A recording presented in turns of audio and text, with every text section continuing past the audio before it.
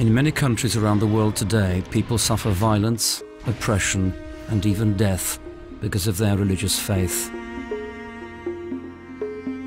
Christians suffer 75% of this religious persecution.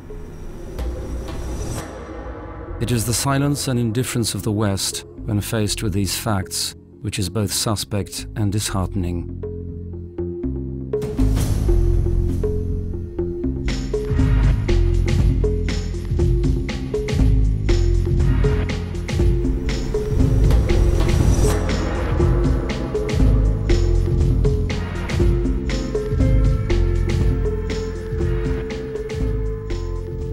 Most people know little or nothing of what you're about to see.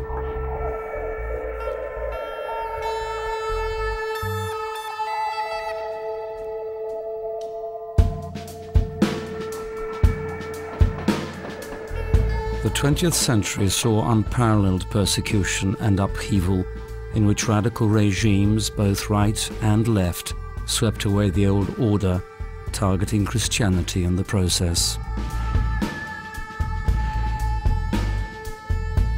Millions perished, more than in all the preceding centuries put together. Today, under such regimes, state censorship of church activity has resulted in ongoing clampdowns on Christians.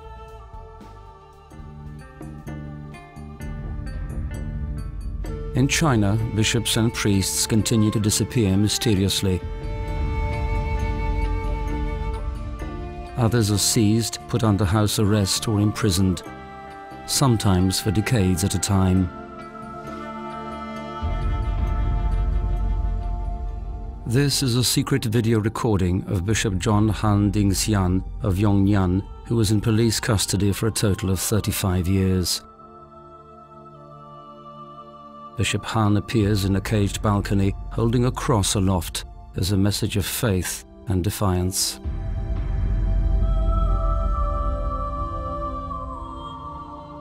While state-sponsored persecution remains a brutal reality, many of these dictatorships collapsed in the 1990s or underwent massive reform. Such countries have enjoyed freedoms undreamt of by previous generations. Elsewhere, however, their fall has left a power vacuum that was quickly filled by new threats to religious freedom, with often tragic consequences.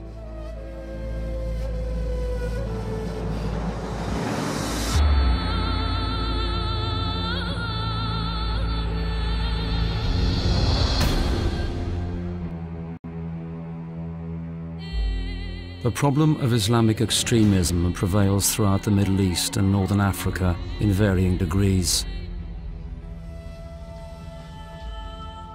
Since the recent overthrow of several regimes in the Arab world, the moderate voices of Islam have made little headway against extremists seeking to fill the power vacuum. Christians are increasingly vulnerable and fearful, and with good reason. With Saddam Hussein removed from Iraq, attacks on churches, homes and families have been both violent and systematic. The result, a mass exodus of Christians whose population since 2003 has declined from 1.4 million to around 300,000 today. Similar events are taking place in Egypt, as yet on a smaller scale, whilst many worry that Libya and Syria will soon follow suit.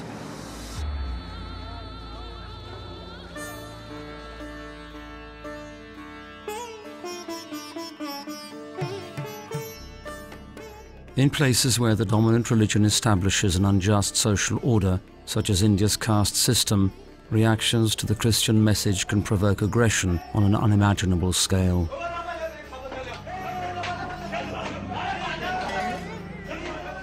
In the Indian state of Orissa, extremists carried out 2 acts of anti-Christian violence, unprecedented in magnitude. More than 330 churches and chapels were attacked, and over 5,000 homes were targeted. The final death toll was almost 500, whilst 54,000 were left homeless.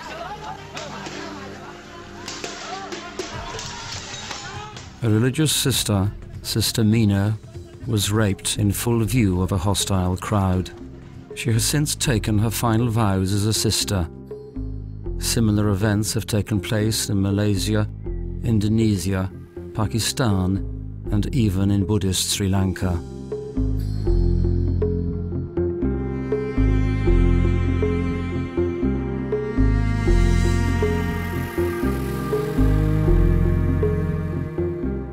Pope Benedict XVI said, "Religious freedom is the first of human rights, since it expresses the fundamental reality of the human person." As a Catholic charity, Aid to the Church in Need is committed to supporting these communities and ensuring that, at the very least, those who are persecuted are not forgotten.